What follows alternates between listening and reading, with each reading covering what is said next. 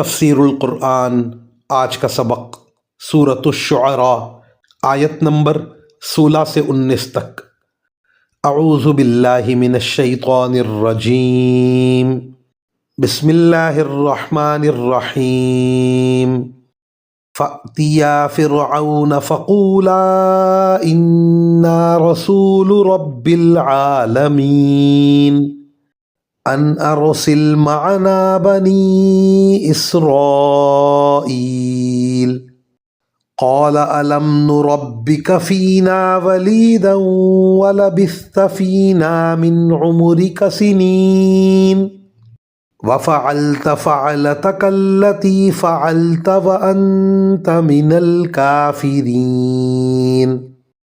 ترجمہ: اب تم دونوں فرعون کے پاس جاؤ اور کہو کہ ہم دونوں رب العالمین کے پیغمبر ہیں اور یہ پیغام لائے ہیں کہ تم بنو اسرائیل کو ہمارے ساتھ بھیج دو۔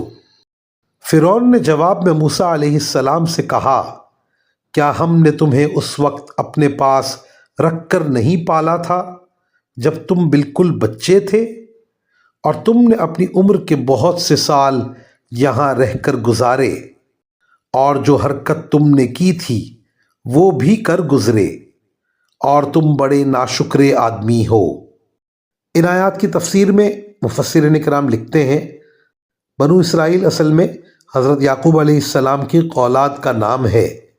یہ فلسطین کے علاقے کنعان کے باشندے تھے، لیکن حضرت یوسف علیہ السلام جب مصر کے حکمران بنے تو انہوں نے اپنے سارے خاندان کو مصر بلا کر آباد کر لیا تھا، جس کا واقعہ سورۃ یوسف میں گزر چکا ہے۔ کچھ عرصے یہ لوگ وہاں اطمینان سے رہے، لیکن حضرت یوسف علیہ السلام کے بعد مصر کے بادشاہوں نے، جنہیں فرعون کہا جاتا تھا، ان کو غلام بنا کر ان پر طرح طرح کے ظلم ڈھانے شروع کر دیے۔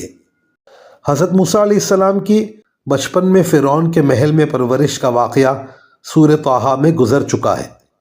وآخر دعوانا ان الحمد للہ رب العالمین۔